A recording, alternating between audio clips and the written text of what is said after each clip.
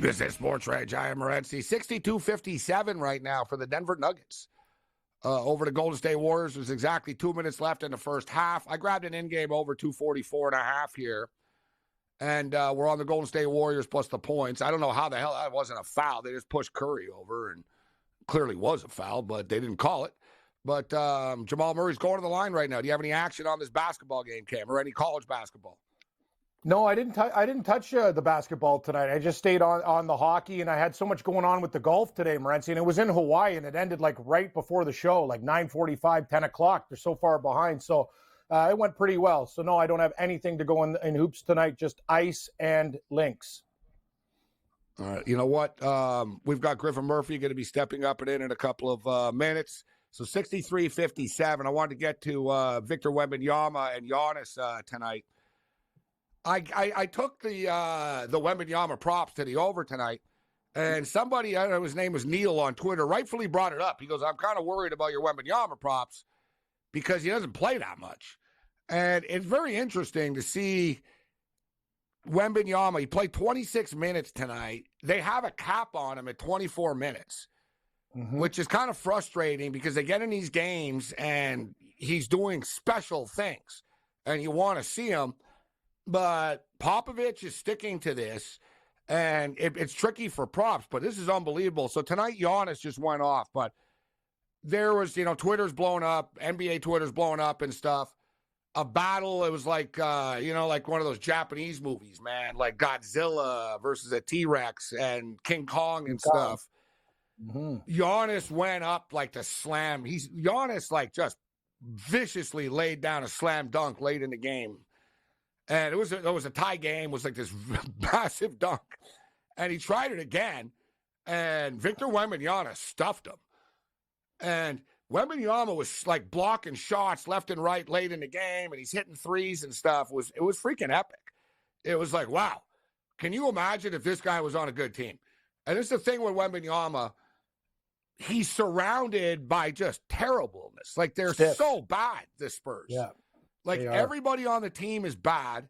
They don't pass him the ball enough. He doesn't get enough shots for like a superstar player. Like put it this way, guys. Vassell took 21 shots tonight. Shout out everyone joining us on SiriusXM channel 159. I am Gabriel Morency. It's hard to call out Greg Popovich. The guy has done everything that can possibly do in the sport of basketball. He's a legend, and he's cultivated and developed Hall of Fame players. So clearly he knows a hell of a lot more than I do. But at the same point in time, the Spurs, like you watch Wembanyama play and you're like, wow, he could do so much more if you would let him, but they don't. But then I remember they're trying to tank again. So I think if you're Greg Popovich, you actually have done, they've done this. The Detroit Lions were good at this for a couple of years. The Lions would play really close games. They'd be tough, and then they would always lose at the end. And I caught on. I was like, they're doing this on purpose. Like Campbell, like they're actually doing this on purpose. Because this way you get your work in. It's like, listen, we're getting better. We just showed we could compete. We're doing this, but we actually don't really want to win anyways. We're trying to get more picks here. So it's the best of both worlds. And I think that's the way Popovich is looking at it. But to put in context, guys, Victor Wembanyama tonight, 27 points in 26 minutes. All right. Amazing. And Giannis played 39 minutes and had 44 points. Like, so I'm just saying, in a couple of years, guys, Wembanyama is going to be like, he's going to be like Giannis in these dudes, except even more freakish, dropping like, 35 and 18 rebounds and the blocks and stuff. Just unbelievable. So much fun to watch this kid play basketball. It's too bad he plays on such a bad team, and he only plays 24 minutes a night. But when he's on the court, he does a hell of a lot of damage, this kid. And clutch Cam. He hit threes like they were down. He's not even a very good three-point shooter, Wembanyama. But when the game was on the line, he was like, give me the ball. And boom, he hit a three. Then he hit another three. He got a block. He hit a three. And then when the game was on the line, he could have taken the three, but he did the good teammate thing, and he passed it to an open dude in the corner who bricked the shot. Yeah, exactly. Absolutely screwed it up. That's the whole thing. And Gabe, you talked about Michael Jordan's thinking, probably going to call him, "Don't pass, kid. Just take the shot. Like, Kid, you're the guy. You're the guy. Like, just hit it. Like hit that's it. Yeah. that's like the LeBron stuff. Well, he was open. Yes. It's like no. Yeah. You're Victor Wembanyama. He's not. You take the shot. Stiff number 1, 2, 3, 4. I shoot. You don't. You watch. Yeah, no, the thing is, too, coming from France to the NBA and being on a bad team like this. So think about this, Morency. If you really break it down minute by minute, what you were talking about, it's phenomenal. And he's only going to get better and better. And then when San Antonio gets another pick, it won't be stiff city. You're going to actually have somebody to work with him. And then we're going to have this thing. The question is, are they going to be like the Tim Duncan Robinson days again? Are the Spurs going to be that team where they go on this epic run? Like it's tougher nowadays to get that legacy kind of team like that. But if you give him somebody high, the answer is yes, probably, because he's just such a freak. That's the bottom line. I think you're right.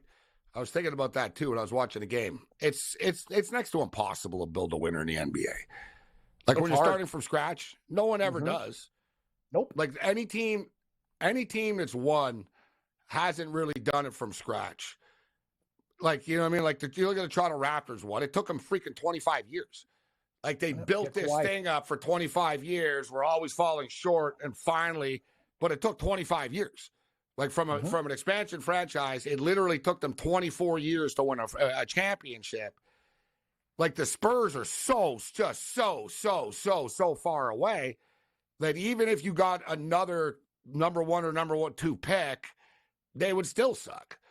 And then, you know, after a couple of years, the players on the team get tired of it. Then Wembanyama says, you know what? I don't even want to do this anymore here. I'm going to go play on a real team because this sucks.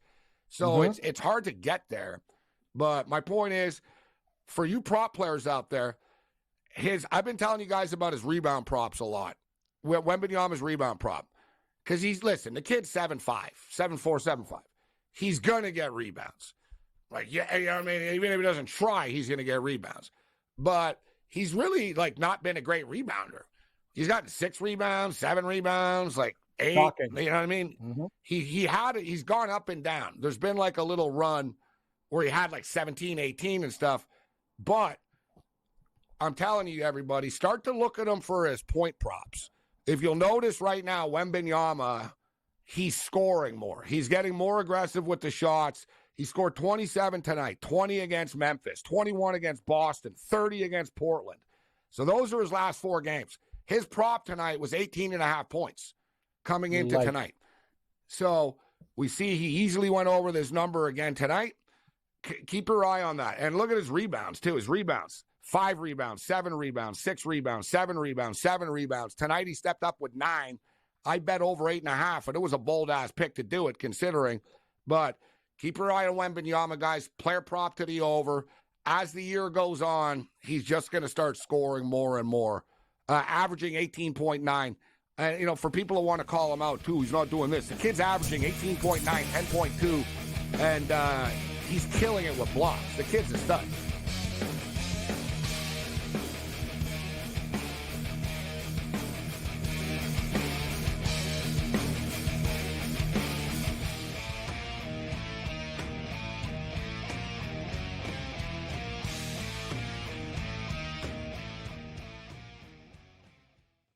Quarterback at quarterback. We're going to lay some juice. We're going to have some dog prices, and we're going to go right in the middle. Because I don't know what they're doing. To me, they're in a complete rebuild, Kev. Go run. That's where overbackers on this 51.5 shot. Right now, he's a little bit more over money, but it's hovering right around. The winner of this game will be the division favorite. I don't care if they win, because all we care about is the money, baby, the money. Pro Football Today. It's smarter to be on SportsGrid. The Bostonian versus the Book. 56% is really good. Anything close to 60 is retirement level stuff. So there's way more people on the lower side of that. You have to learn how to manage that. This is a game of give and take. I mean, or come in quick and hit them and get out. The Bostonian versus the Book. We spent all offseason where the NFL said, hey, just so you guys know, running backs don't matter. If we then this year give the MVP to a running back, the irony. I am disappointed that they lost to FAU. because secretly I don't really like this FAU team very much. I don't know. They're just not for me. And now they've completely legitimized the Owls. Game time decisions. Only on SportsGrid. North Carolina, we've got new sports books operating for licenses. And, you know, a lot of news always coming out of there. One of the fresh sports betting states. Well, they're a little behind the ball there, so I don't know if they'll be at the starting line in North Carolina. But yeah, a really interesting mix of applicants this early on so far. Newswire. Only on SportsGrid. SportsGrid. Your 24/7 sports wagering network. Fantasy sports today. They were saying there's no way he could not possibly do this. He won't hold out. Pro League Soccer powered by Marca. Scoring teams in the league. They have 80 goals so far. College football today. The Hawks team total in the first half is 0.5. Pro football today. Interesting props in this game, but I would be cautious laying this number here with the Houston Texans. In-game live all access. The NFC in terms of these wild cards and in terms of the playoff picture. In-game live, prime time. Rich, I don't know, man. This has just been one of those games that doesn't make a lick of sense. In-game live, overtime. You want to give you over 3-1 on a pretty good team. It's hard not to take some flyers. Football full circle. Well, NFL officials stink. They always will stink, and they'll always ruin the game. Yeah, that's just part of what it is. It's smarter to be on SportsGrid.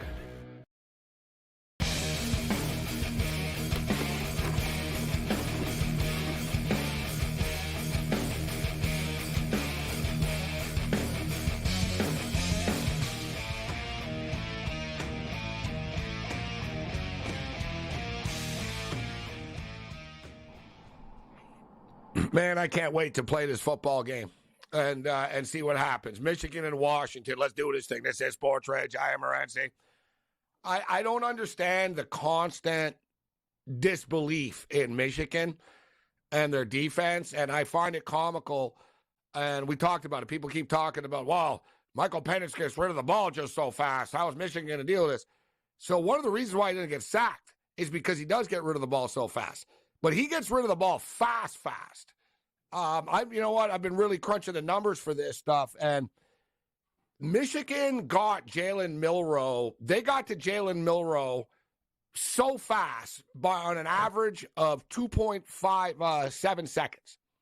All right, which is just like wow, like how they literally from the line of scrimmage they snapped the ball, boom. Less than 3 seconds later, the Michigan Wolverines were sacking Jalen Milroe, which is just like unheard of. Penix gets rid of the ball like in 2.4 seconds. He's like the quickest release, like boom, right away.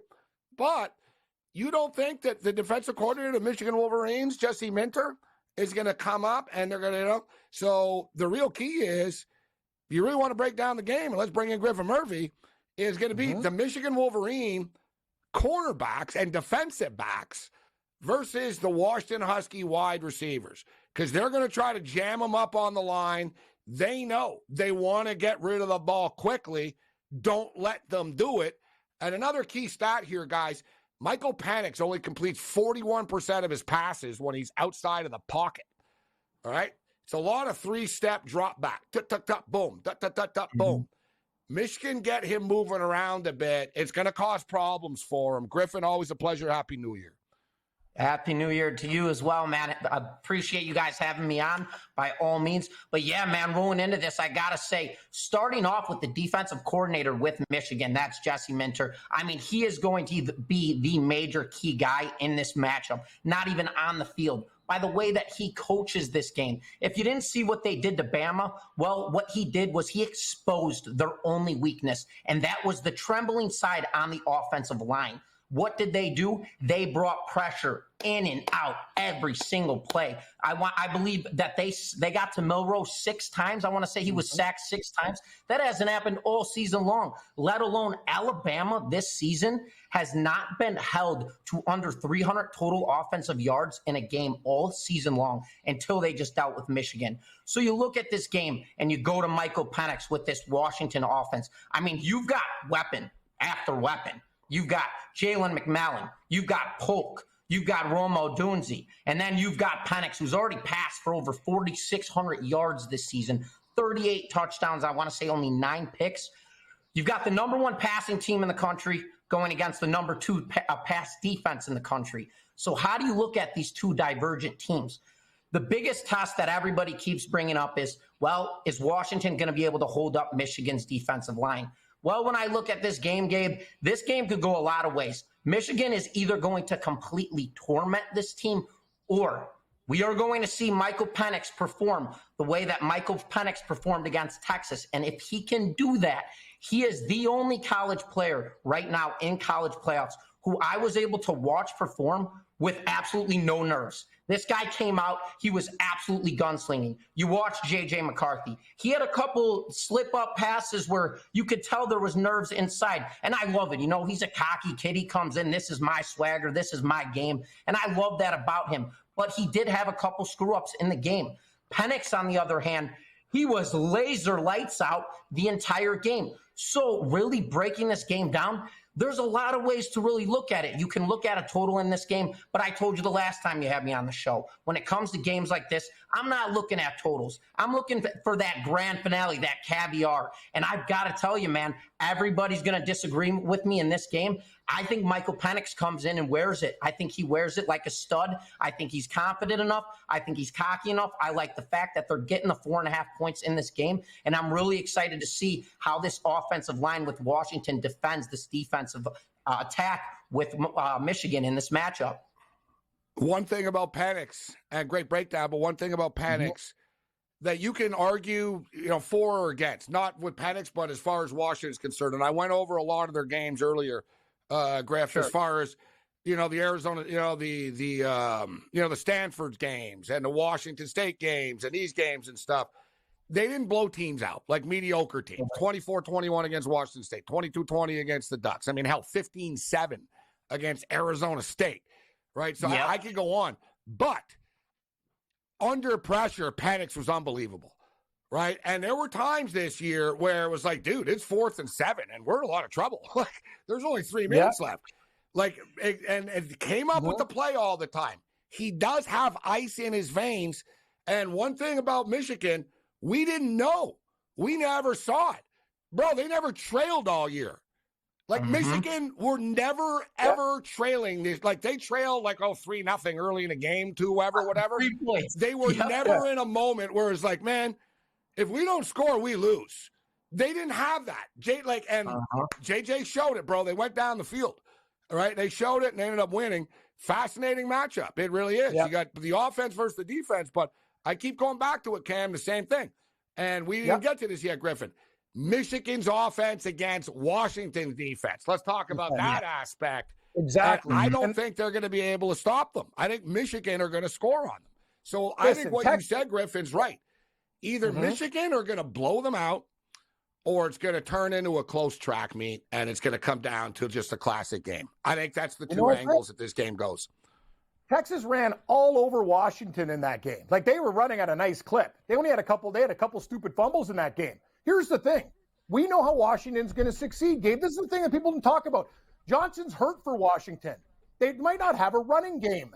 They already know that Washington needs to throw. You don't think the defensive coordinators are going to come up with schemes to say they can't run the ball? And that makes it one-dimensional. The scariest time Michigan had was when Maryland had a defensive touchdown in the game, and they laughed it off and went ding, ding, ding, ding. They scored 21 quick ones after that. I'm telling you, Gabe, I broke it down. I was thinking Washington earlier. The more I think about it, if Washington doesn't have a run game to separate themselves from great corners that Michigan has, that's another thing. Me and Gabe were talking. Who in the Pac-12 is a defense like Michigan? Nobody even. And you can't even bring Oregon in that conversation. Not the Wildcats. This is like a different level. This is the whole thing. The points seem very attractive with Washington, but I look at Michigan on all sides of the ball. They check all the boxes. With Washington without a run game, it's set what are they going to do with their passing game? Michigan's going to have schemes that I think that they can stop them and limit them. Not the whole game, but from, touchdown. They'll set them up to situations, a lot of punting and stuff, Gabe. I'm with you, Morency. I like the Wolverines. I just think they're a more complete team. And I completely hear you, Cam, and I couldn't agree with you more with everything you said. If it was to go down to a dynamic player versus player situation where we were to go down each lineup, each positional player, Michigan wins 90% of the entire thing, if not 95% when you go down the boards. The thing with this Washington team is they have managed to prevail themselves in every single situation, whether it was against the Oregon, the Utah, whoever they were playing, USC, every single game they have played thus far. And let me talk, I'm talking Pac-12 here, football. Pac-12 is a real good conference. They're very underrated. They played very good football this season. And that's kind of something that I'm really interested in. But my biggest go-to is, yes, I agree with you on that aspect for one specific reason, and that is Michigan is not afraid to bring the pain. They are not afraid to set 8 men down on that defensive front and jam it play after play after play. They are not afraid to play 5-man down zone coverage, splitting their defensive backs to absolutely bring the house. And I think that's going to be the only way to stop this team, especially that offense. And then you go to this Washington defense and you look at it. Well, you guys are right. How are they going to slow down a Michigan offense who has continuously Listen, Griffin, we're coming up against the break here. We'll hit this on the other side, but the Washington Huskies give up over 400 yards a game. All right? It's ranked like 97th in the country. It's going to be a problem. Michigan are going to rack up yards. I think Washington are going to need to score when they get the ball. Like they can't waste their possessions.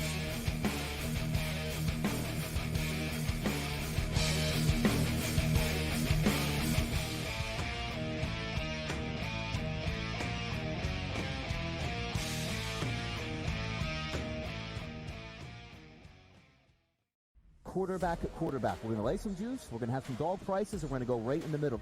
Because I don't know what they're doing. To me, they're in a complete rebuild, Kev. Go run, run, run. That's where overbackers on this 51.5 shot. So right now, we saw a little bit more over money, but it's hovering right around. The winner of this game will be the division favorite. I don't care if they win, because all we care about is the money, baby, the money. Pro Football Today. It's smarter to be on SportsGrid. The Bostonian versus the book. 56% is really good. Anything close to 60 is retirement level stuff. So there's way more people on the lower side of that. You have to learn how to manage that. This is a game of give and take. I mean, or come in quick and hit them and get out. The Bostonian versus the book. We spent all offseason where the NFL said, hey, just so you guys know, running backs don't matter. If we then this year give the MVP to a running back, the irony. I am disappointed that they lost to FAU because secretly I don't really like this FAU team very much. I don't know. They're just not for me. And now they've completely legitimized the Owls. Game time decisions. Only on SportsGrid. North Carolina, we've got new sports books operating for licenses, and a lot of news always coming out of there. One of the fresh sports betting states. Well, they're a little behind the ball there, so I don't know if they'll be at the starting line in North Carolina. But yeah, a really interesting mix of applicants this early on so far. Newswire. Only on SportsGrid. SportsGrid. Your 24/7 sports wagering network. Fantasy Sports Today. They were saying there's no way he could not possibly do this. He won't hold out. Pro League Soccer powered by Marca. Scoring teams in the league. They have 80 goals so far. College Football Today. The Hawks team total in the first half is 0.5. Pro Football Today. Interesting props in this game, but I would be cautious laying this number here with the Houston Texans. In-game live all access. In the NFC in terms of these wild cards and in terms of the playoff picture. In-game live, prime time. Rich, I don't know, man. This has just been one of those games that doesn't make a lick of sense. In-game live, overtime. You want to give you over 3-1 on a pretty good team. It's hard not to take some flyers. Football full circle. Well, NFL officials stink. They always will stink, and they'll always ruin the game. That's just part of what it is. It's smarter to be on SportsGrid.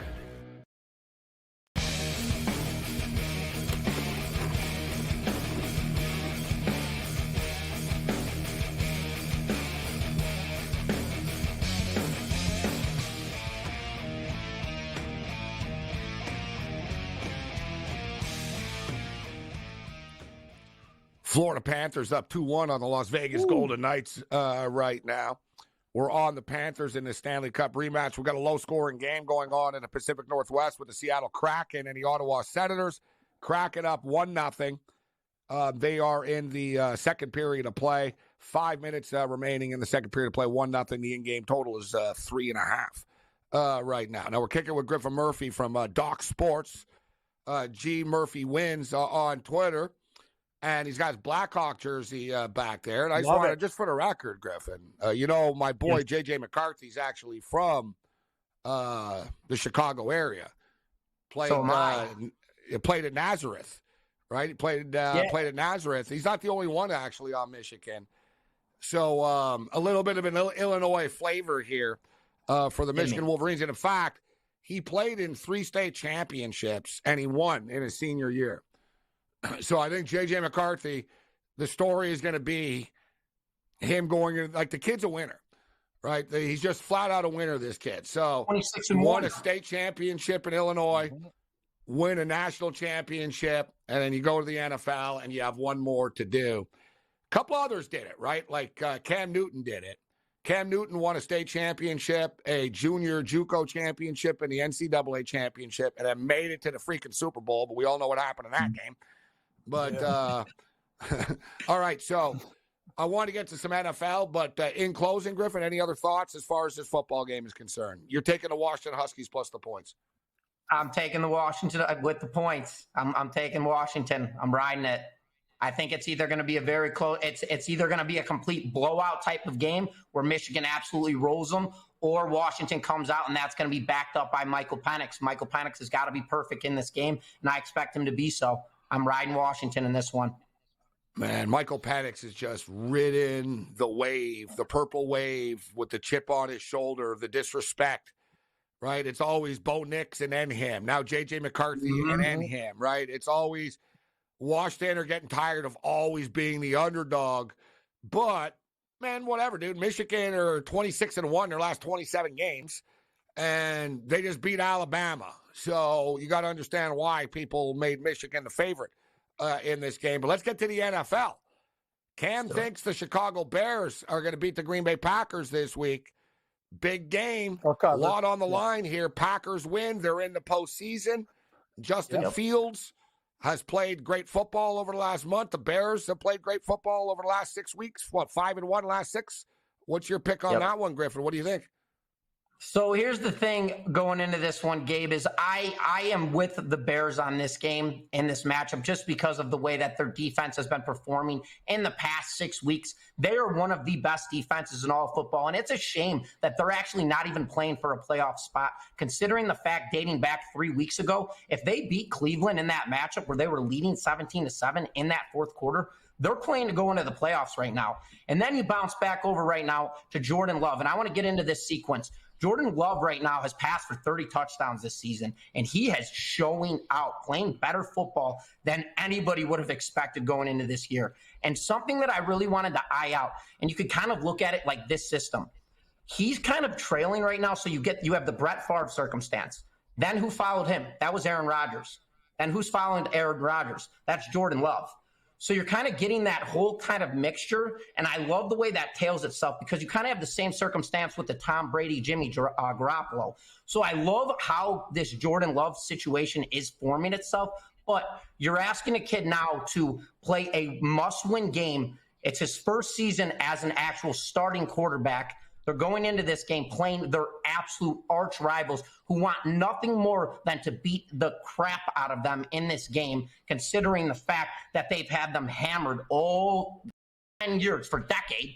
So going into this game, I love the way Justin Fields has been playing football. I think DJ Morris has proved legitimacy. This offense is really starting to finally move. And on the defensive side, as I've mentioned already, they're playing better football than just about anybody.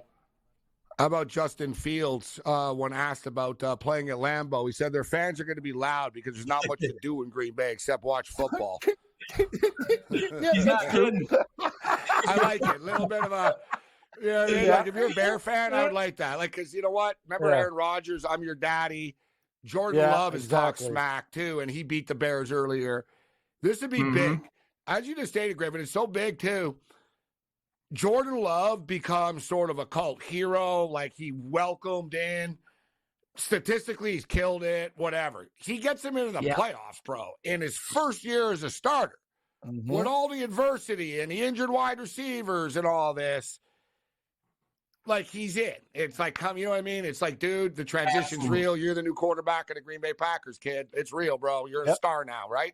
Moving forward. And he's going to get paid, too. He's going to, his contract's going to, he's going to get paid.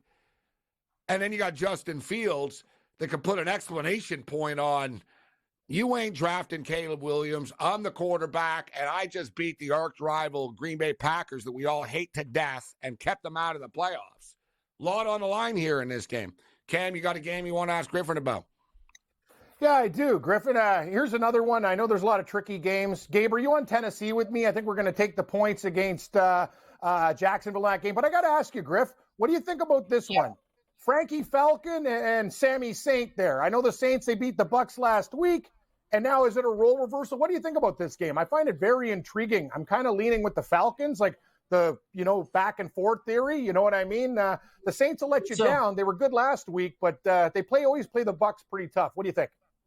Well, here's my thing, Cam, is I love the fact that they are playing in the Dome in this game. The problem is when you're put in a situation, again, where it's a must-win matchup, I can't back Derek Carr.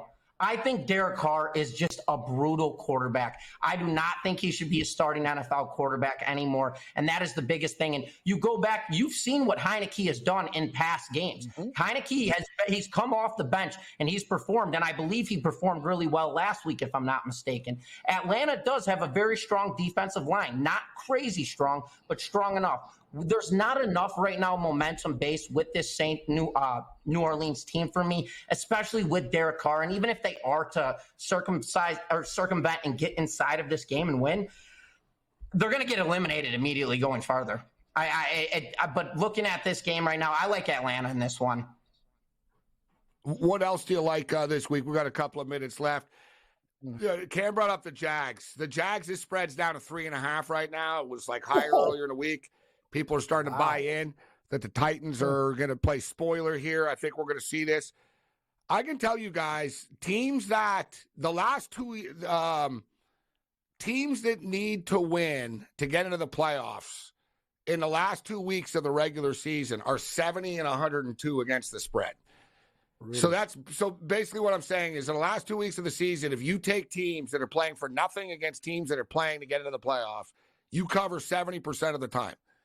All the pressure is on the team to get into the playoffs. And these other teams are playing, they have nothing to lose. You have a unique situation, Griffin, because you got the Baltimore Ravens with the 1 seed already. Yeah, this is a football team, bro, that's won 24 straight preseason games before. Like, they're good at games like this. Their backups are good. Everybody tries. Like, Harbaugh, the Harbaughs, they care about a ping pong match against a 5-year-old. Like, you know what I mean? It's smash the ball, like boom. Yeah, right? exactly. Like, exactly. They're Mandelbaums, these guys. Like, so we know the Ravens are there.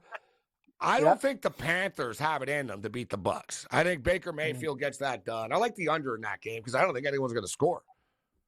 The only concern in that game would be Baker Mayfield's ribs, by all means. But again, I want to go back to what Baker has done this season, and I love that. Baker is the prime example of where I was going with my recent breakdown with Green Bay, how they had Favre to Rodgers to now Jordan Love. Well, you kind of threw Baker Mayfield in the mix, and he just came in here, and he had to create his own leadership. He had to do it on his own.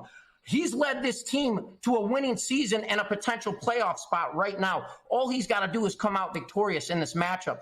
I love the Bucs in this game, and I don't think Carolina has anything going for them in this matchup. I'm not Bryce Young. I'm not sold with him by any means. I'm not sold on their defense. They don't have any weapons on the offensive side. I think this game is a laydown. Laying the 4.5 points, it's a weird line because it can kind of coincide with the teaser bet. So that's why I know it's kind of matched out at that 4.5. But I like the Bucs in this game, and I would still lay the 4.5 points with them. I like Baker going in this game. I love what Baker's done as well. Talking about a player with a chip on his shoulder. And, from what he's accomplished in his career is a lot. I like his attitude in that he's not just happy. Like, they're almost like, wow, what a story, that you're playing for this. He's like, and Like, Yeah, and like, exactly. we expected to like play for the division, and like I think people forget, like the kid played in a national championship game. Like, you know what I mean? Like, you know what I'm saying? Like, he's played in big football games. He's won big football games. He took the Browns to the playoffs and won a game and nearly beat the Chiefs. So, like this, you know, the revisionist history with Baker, I always say you're never as good as people say you are, and you're never as bad as people say you are. That was the thing, I think, with Baker Mayfield.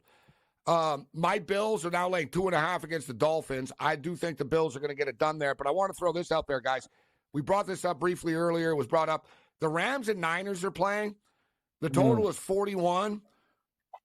Dude, McVay never shows anything in preseason games. The Niners are locked in. The Rams are in the playoffs. This game's going under, guys. Griff, what do you think of that take? Couldn't agree more, Gabe. There's no reason for them to show out. McVay does it every year. First of all, he should get a Coach of the Year award. He has done a phenomenal job. This guy was handed a bunch of rookies, and he literally turned a lay-down team that was supposed to be nothing into now a playoff team and one of the most versatile A dangerous playoff team, guys. Very a dangerous, scary team. Agreed. Cooper with stuff. Hey, great stuff, Griffin. Thanks, Griffin. Red Beard. Coming up next.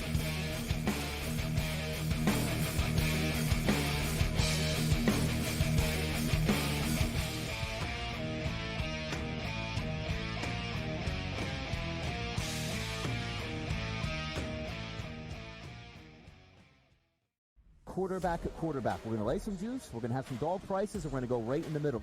Because I don't know what they're doing. To me, they're in a complete rebuild, Kev. Go run, run, run. That's where overbackers on this 51.5 shot. So right now, he's a little bit more over money, but it's hovering right around. The winner of this game will be the division I favorite. don't care if they win because all we care about is the money, baby, the money. Pro Football Today. It's smarter to be on SportsGrid. The Bostonian versus the Book. 56% is really good. Anything close to 60 is retirement level stuff. So there's way more people on the lower side of that. You have to learn how to manage that. This is a game of give and take. I mean, or come in quick and hit them and get out. The Bostonian versus the Book. We spent all offseason where the NFL said, hey, just so you guys know, running backs don't matter. If we then this year give the MVP to a running back, the irony. I am disappointed that they lost to FAU because secretly I don't really like this FAU team very much. I don't know. They're just not for me. And now they've completely legitimized the Owls. Game time decisions. Only on SportsGrid. North Carolina, we've got new sports books operating for licenses, and you know, a lot of news always coming out of there. One of the fresh sports betting states. Well, they're a little behind the ball there, so I don't know if they'll be at the starting line in North Carolina. But yeah, a really interesting mix of applicants this early on so far. Newswire. Only on SportsGrid. SportsGrid. Your 24/7 sports wagering network. Fantasy sports today. They were saying there's no way he could not possibly do this. He won't hold out. Pro League Soccer The powered by goal Marca. scoring teams in the league. They have 80 goals so far. College football today. The Hawks team total in the first half is 0.5. Pro football today. Interesting props in this game, but I would be cautious laying this number here with the Houston Texans. In-game live all You see it in the access. NFC in terms of these wild cards and in terms of the playoff picture. In-game live prime time. Rich, I don't know, man. This has just been one of those games that doesn't make a lick of sense here. In-game live overtime. You want to give the over 3-1 on a pretty good team. It's hard not to take some flyers. Football full circle. Well, NFL officials stink. They always will stink, and they'll always ruin the game. You know, that's just part of what it is. It's smarter to be on SportsGrid.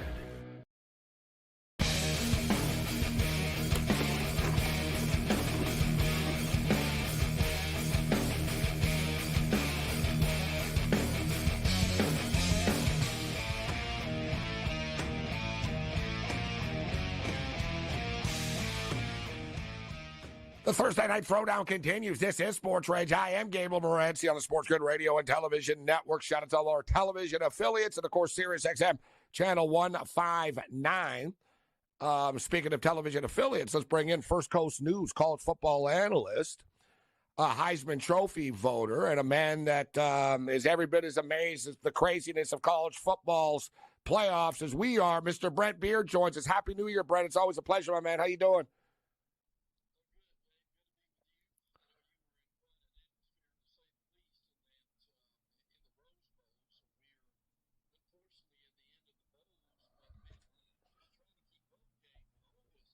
Stuff. You got Junkins leaving Ole Miss, which shocked everybody, and I'm guessing he's probably looking for a better deal, and I'm not sure where that's going to go. But he's quite a running back, so I mean he's just an example right now of what you and I are doing every day, right? Pretty much all day long. A coach is, it was already difficult being a college football coach, and I'm not getting out a violin for them, but now to keep up with your players leaving and players transferring, it's not just recruiting anymore, but and it's even with the coaches themselves. Look at Coach Harbaugh. He's getting ready to coach in a national championship game, and the media are asking him about potentially leaving for the National Football League. Oh, yeah, absolutely. And what he's also doing from behind the scenes, Gabe, is he's still trying to keep his roster together. I'm sure he's dealing with kids as far as the portal is concerned, at least a little bit. There'll be a whole lot more on Tuesday morning, won't it, Gabe? But look, and again, I don't know if they're going to do anything about it. I hope they do, but this December calendar has cost them a lot of trouble. Brent Beard with us. So, Brent, I want to get your thoughts on how you think Washington and Michigan are going to play out, but what's your post-analysis of the Alabama-Michigan game? I saw Coach Saban on the Pat McAfee show earlier this morning, and I always enjoy Saban's brutal honesty about everything. Yeah. And, he was very, he was disappointed, but, it was a close game. It came down to a play. I personally think, Brent, that the center is being thrown under the bus far too much. Was it a perfect snap? No. I thought that, I don't think running the QB sneak was the way to go. I understand he was supposed to cut left and all this type of stuff. But it was, it is what it is. And now, speaking of the transfer portal, the center of Alabama says, you know what? I don't need this. And I think he's pretty smart. He doesn't want to go back and deal with being like the villain next year. So he's going to go somewhere else. And I guess like a lot of big-time schools want him too. Oh, yeah. Ohio State, for one, there's some interest there. There's also some interest with some SEC teams. Seth McLaughlin actually has not one but 2 degrees from the University of Alabama. And look, Gabe, some of this is on the coaching staff. They've had trouble with snapping the ball to the quarterback the whole year. And at some point with an 85-man roster, you need to be able to have multiple centers. I know this is not a glamorous position, but when it's not working, it's not working. But look, it was a tremendous game. The physicality, Gabe, on the field between those two teams was just amazing. I mean, it was like a heavyweight fight. It really was. Like, Brett, like we could hear in the stands the crashing of the helmets in the pads. Like there's 93,000 people. You could still hear it. And you could just feel the tension. There was a respect between the two teams on the field, but they were throwing haymakers at each other. Oh, yeah. There's no doubt about that. I give Michigan credit. They got out to the lead. Alabama came back. There were ebbs and flows as the game went on. Frankly, Alabama, deep into the fourth quarter, was really within inches of winning the game. They stymied the Michigan offense, but Michigan, in the last 2 times they had the ball, they go 75 yards, they go 25 yards. They scored twice. You told me J.J. McCarthy is a better quarterback than he's given credit for. Blake Corum is really tremendous too. But I will tell you this, Gabe, and I know you've thought about this a lot, I'm sure. They have got to get that special team situation at Michigan cleaned up before Monday night, don't they? That was an absolute disaster. But what I don't understand about that was they're so efficient on special teams. Yeah. They don't make mistakes. Like, they're so good. Jake Moody got drafted in the 3rd round of the NFL draft, Brent. Like, their kicker from their last kicker. This kicker, Jalen Turner, the kid, stud kicker, transferred from Indiana. And, dude, like, he was kicking 56-yarders in the snow this year, Brent.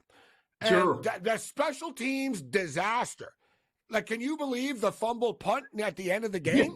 That's what we had. That was right in front of me, Brent. Like, I nearly had a heart attack. like I saw the ball. Yeah. I was like it was one of those like life flash in front of your eyes type of deals. Oh yeah. They've got to tighten up too, Brent. There's been a theme here with Michigan in these playoff games where they're sloppy early. It happened against Georgia, it happened against TCU, and it happened against Alabama as well. They were down 7-0. McCarthy threw an interception, but the player was out of bounds. They caught a break, and then they gave it right back to him on the fumbled punt after. They can't, like, you don't want to spot this Washington Husky team elite because they do have an efficient offense. How do you think this plays out? Who do you like in a national championship game? Listen, I'm still trying to decide that at this point. But I tell you, to me, the crux of the game is the Washington's offensive line that won the Joe Moore Award against the Michigan defensive line. See, Bama had trouble blocking. Now, they did better when they ran the ball, and they quit running the ball with Justice Haynes, number 22. He was very impressive in the game. But to me, Gabe, I mean, does that make sense? I think that's what he's coming down to. I mean, if they can block Michigan's defensive line and give Penix some time to throw, that's going to make a difference. But if they do what they did to Jalen Milroe, you remember, Gabe, on the first possession for Alabama, they sacked him twice. I mean, they landed 2 haymakers early. I think that first quarter is crucial in that battle against the Washington offensive line and the Michigan defensive line. Michigan have 16 sacks in their last 4 games. Washington have given up 11 sacks all year long. Yeah. As you stated, Joe Moore Award, not to take anything away from the players in the Pac-12, but it's not known for having the best defensive lines. No. Right? No, they're not. And I think, and on the flip side, though, Brent, Washington's defense is built to stop the pass. They have very good defensive backs. Yes. And we saw Texas have a lot of success on the ground. Yeah. An interesting thing I saw, too, Brent, is Michael Penix, he only completes 41% of his passes if you can get him out of the pocket. Right. That's a big drop-off, right? So I think Michigan, they don't really have to just, like, they're not, I don't think they're going to sack him 6 times. No, right? You and I talked about Alabama's offensive line problems all year long, even though they did tighten it up over the last month. Yeah, let's be real. They're only giving up 4 sacks or something, right? Yes. I think, though, you know what? Like, if they could just sort of get Penix on the run. Penix is a quick drop-back, 3-step boom guy. Get him on the run a bit. Just make him move. I think mistakes can start to happen, Brent. And that's going to be the key. And I tell you what, man, Minter has done an amazing. You saw the game. They really confused. That defense. It wasn't just the line, Brent.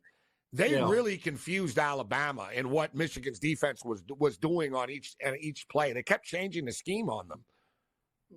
And listen, I'm glad you mentioned that, Gabe. I'm curious. Are they going to be able to keep Mentor? I mean, there are a lot of schools coming after him, right? So there's I'm so sure much in the air. What happens if Harbaugh leaves? It looks like they'll go with Moore, who they already went with, right, to be the head coach. Right. Yes. It's a good point. Like Minter, it's another good point. Sort of like, look what Dan Lanning did with Georgia. Yeah, absolutely. Right? And now he got the job with Oregon. Minter is a young guy, too, that you could see as a head coach. Oh, yeah, absolutely. But look, what he has done with that defense has been incredible. So that's going to be one of those off-season stories that I think we're all going to be able to follow. Gabe, I'm curious with this. In Houston, as far as the crowd is concerned, and you were right in the middle of all that last week, I wonder who's going to have the advantage from the noise and from the opposing fan bases. I would think, maybe I'm wrong, but I would think Michigan was going to travel better to that game than Washington, frankly. So, I mean, look, that's a storyline to follow later. But I'm curious in that den of noise, who's going to win out on that one? And I know on TV there were a lot of Alabama fans there. I'm not going to dispute it, but it was like 70-30 type thing, Brent. Oh, I'm sure. Like, oh yeah. Like the Alabama fans were in the Alabama section. Right. Like if you noticed, the rest of the stadium was blue. Like the tailgate was blue. Like it felt like even Bama fans were saying, it kind of feels like a home game for Michigan. Yeah. Oh, like in the tailgate before, it was like 70-30. I don't know, 65. I would expect it to. Look, they're both pretty rich fan bases, but these tickets are really expensive, Brent. Well, they are. It's like $1,200 to get in the building. That's the cheapest ticket to get in the stadium. Now, Gabe, think about this, and we'll get into this in the off season. But there was about a month, right, between the championship game and the semis. Now, we're not going to have that next year. The semis, or the first round is actually going to be on December the 20th. So you think about that, about what are these teams going to be better off by playing sooner after the conference championship game, basically 20 days that they'll play instead of 30 days. Think about that a little bit, Gabe. That's something we can talk about during the offseason. I think that's going to be fascinating, frankly. I've always thought it was ridiculous how long off it was in between your last game and with the biggest game of the year. You're off for sometimes 29 days, 30 days, 27 days, 20. It's too long. It's too long. But as you stated, we have a new system coming up next year. All right, Brent, we've only got about a minute and a half left here, so I'm going to have to put you on the hot seat. You're like a late voter. A Heisman Trophy, you waited to the last second. So a national championship, but we're not going to speak before. What's your gut tell you? Who's going to lift the trophy? Look, what I saw from Penix the other night, if he as good as Michigan is, I think it's going to be close again. But I like Washington in the game with those receivers. And I mean, it was just amazing, Gabe. I mean, he is able to put the ball, and all the receivers got to do is put his hand out, and there's the ball. I haven't seen anybody that accurate. Now, look, your point's a good one. Michigan's going to have to make him uncomfortable. They made Jalen Milroe uncomfortable, I thought, for most of the game, and beyond the blocking situation that we mentioned. Can they make Penix uncomfortable? I'm going with Washington right now with about a field goal, but would it surprise me at all if in the second half Michigan takes over and they run the ball and run the clock out? But I.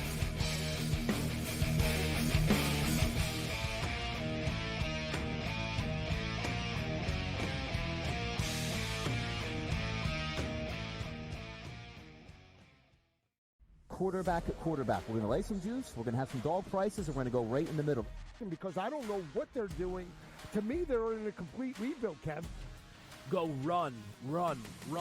That's where overbackers on this 51.5 shot. Right now, he's a little bit more over money, but it's hovering right around. The winner of this game will be the division favorite. I don't care if they win, because all we care about is the money, baby, the money. Pro Football Today.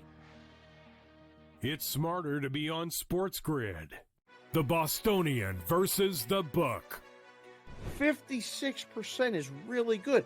Anything close to 60 is retirement level stuff. So there's way more people on the lower side of that. You have to learn how to manage that. This is a game of give and take. I mean, or come in quick and hit them and get out. The Bostonian versus the Book. We spent all offseason where the NFL said, hey, just so you guys know, running backs don't matter. If we then this year give the MVP to a running back, the irony. I am disappointed that they lost to FAU. because secretly I don't really like this FAU team very much. I don't know. They're just not for me. And now they've completely legitimized the Owls. Game time decisions. Only on SportsGrid. North Carolina, we've got new sports books operating for licenses, and a lot of news always coming out of there. One of the fresh sports betting states. Well, they're a little behind the ball there, so I don't know if they'll be at the starting line in North Carolina. But yeah, a really interesting mix of applicants this early on so far. Newswire. Only on SportsGrid. SportsGrid. Your 24/7 sports wagering network. Fantasy sports today. They were saying there's no way he could not possibly do this. He won't hold out. Pro League Soccer The powered by Marca. Scoring teams in the league. They have 80 goals so far. College football today. The Hawks team total in the first half is 0.5. Pro football today. Interesting props in this game, but I would be cautious laying this number here with the Houston Texans. In-game live all access. In the NFC in terms of these wild cards and in terms of the playoff picture. In-game live, prime time. Rich, I don't know, man. This has just been one of those games that doesn't make a lick of sense. In-game live, overtime. You want to give me over 3-1 on a pretty good team. It's hard not to take some flyers. Football full circle. Well, NFL officials stink. They always will stink, and they'll always ruin the game. That's just part of what it is. It's smarter to be on SportsGrid.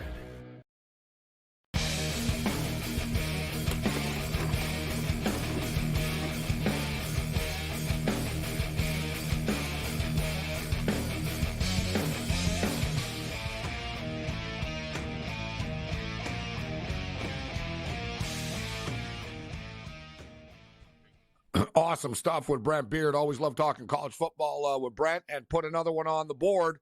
Another one that likes the Washington Huskies. And Brent wasn't talking about the point spread. He was talking about who's going to win the football game. I put a poll question up that I haven't checked in on in a day or so, actually.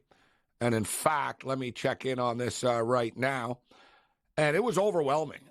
But I got to be honest with you, and I've said this for years, the Rageaholics are never right. Like, whenever there's like a massive majority on one side, they're always wrong. And what do we got here? So we're up to 905 votes. So this is not bad. Let me retweet it again. It gets lost in the shuffle. Let me retweet this right now, and let's get this thing going here. Get it into a couple of thousand over the next couple of days. But I said, who are you taking as far as the point spread is concerned?